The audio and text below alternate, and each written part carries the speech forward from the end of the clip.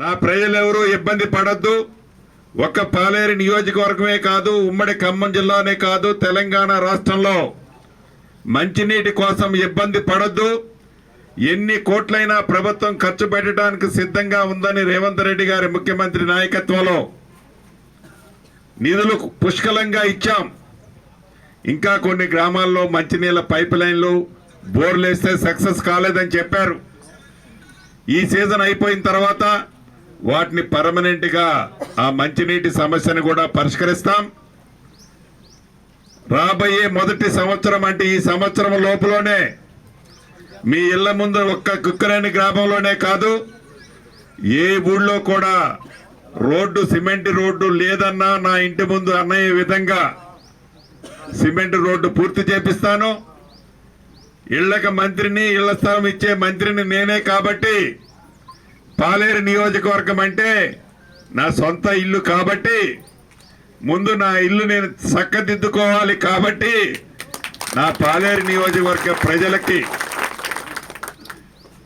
అర్హులైన వాళ్ళందరికీ 100కి 100% ఈ కోడ్ 8వ తారీఖుతో అయిపోతుంది.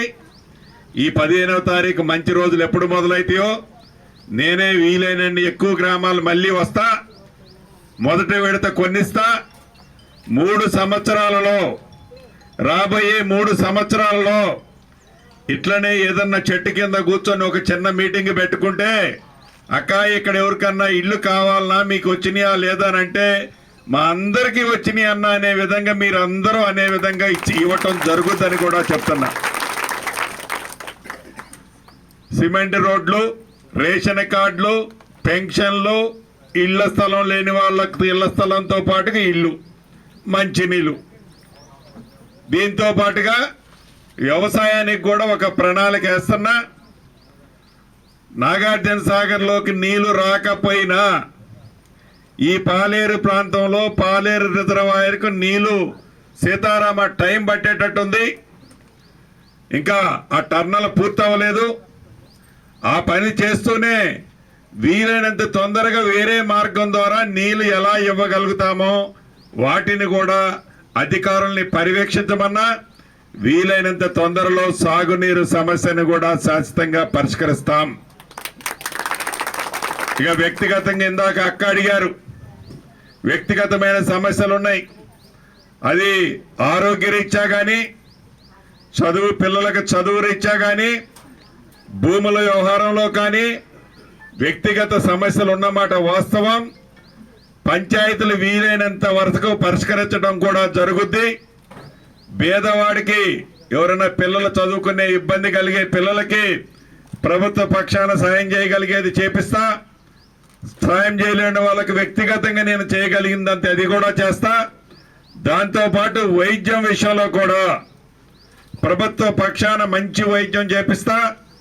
ప్రభుత్వ పక్షాన ఇబ్బంది కలిగితే వ్యక్తిగతంగా కూడా తప్పకుండా ఆ పేషెంట్ని కాపాడుకునే దాంట్లో మీ అందరి ఇళ్లలో పెద్ద కొడుకుగా నన్ను ఎట్లయితే గుండెల్లో పెట్టుకొని చూశారో,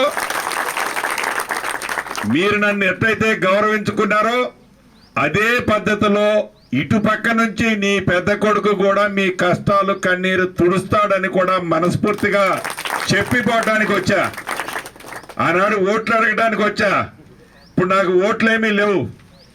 ఎందుకు వచ్చానంటే కృతజ్ఞత మీకు చెప్పాలి. నేను పని చేయగలిగే స్థాయిలో మీరు నన్ను నిలబెట్టారు, గెలిపించుకున్నారు.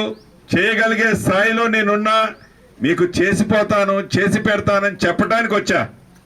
కాబట్టి నా కుటుంబ సభ్యులందరికీ ఒకటే ధైర్యం చెప్తున్నా, ఏ ఇబ్బంది వచ్చినా, ఏ కష్టం వచ్చినా ఎవరు అధైర్యపడాల్సిన పని లేదు.